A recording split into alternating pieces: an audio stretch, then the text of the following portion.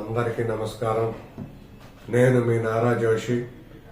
ఈరోజు మనం సుప్రీంకోర్టు తీర్పు ద్వారా ప్రావిడెంట్ ఫండ్ లబ్ధిదారులు తీసుకుంటున్న హయ్యర్ పెన్షన్ గురించి, అలాగే ఆంధ్రప్రదేశ్ రాష్ట్ర ప్రభుత్వం వృద్ధులకు ఇస్తున్న వృద్ధాప్య పెన్షన్ గురించి, మరియు సుప్రీంకోర్టు తీర్పు కాకుండా మినిమం పెన్షన్ తీసుకుంటున్న ప్రావిడెంట్ ఫండ్ లబ్ధిదారుల గురించి, ఈ మూడు విషయాల గురించి మనం చర్చించుకుందాం.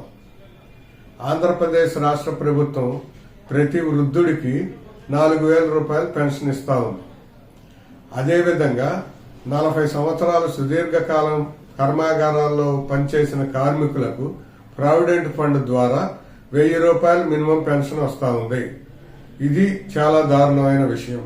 అందుకని మనం ఈ 1,000 రూపాయలు తీసుకునే కార్మికులకి అందరికీ కూడా రాష్ట్ర ప్రభుత్వం వృద్ధాప్య పింఛన్తో సమానంగా 4,000 రూపాయలు మ్యాచింగ్ గ్రాంట్ ఇవ్వాలని రాష్ట్ర ప్రభుత్వాన్ని గతం నుంచి మనం కోరుతా ఉన్నాం, విజ్ఞప్తి చేస్తా ఉన్నాం. అయితే ఈ సందర్భంగా కొంతమంది కార్మిక సోదరులు ఒక ప్రశ్న లేవనెత్తుతా ఉన్నారు.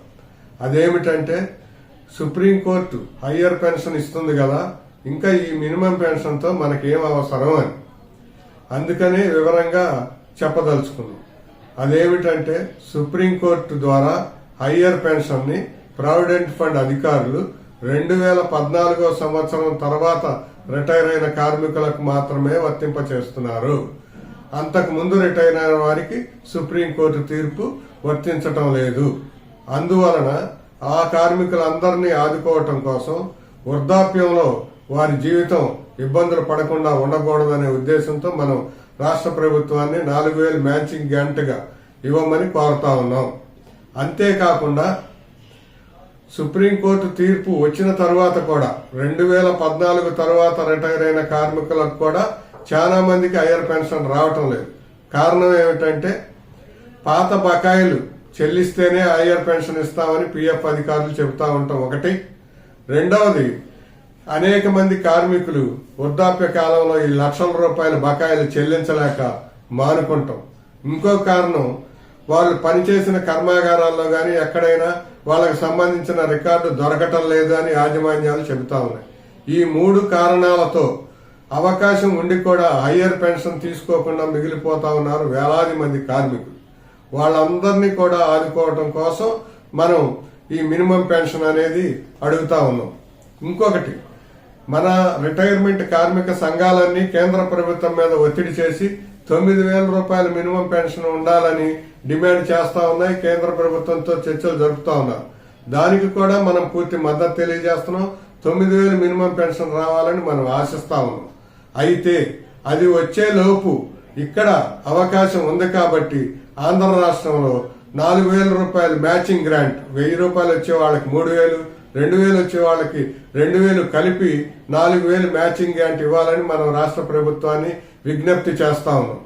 అందుకని కార్మిక సోదరులంతా హయ్యర్ పెన్షన్ కి, వృద్ధాప్య పెన్షన్ కి, మినిమం పెన్షన్ కి ఉన్న తేడాని గమనించి మనం ముందుకెళ్లాలా, మనం దాన్ని బట్టి మనం ఆలోచన చేయాలని ఈ సందర్భంగా తెలియజేస్తా ఉన్నాం.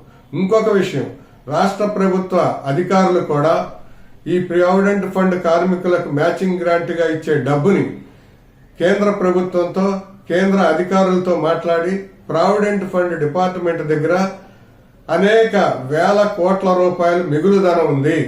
ఆ మిగులుధనం నుంచి తీసుకొని రాష్ట్ర ప్రభుత్వం మీద ఏ విధమైన భారం పడకుండా ఆంధ్ర రాష్ట్ర కార్మికులకు అందరికీ 4,000 రూపాయల మ్యాచింగ్ గ్రాంట్ కింద ఇప్పించాలని కూడా ఇక ఈ సందర్భంగా మనం అధికారులకు కూడా ఒక సూచన చేస్తా ఉన్నాం.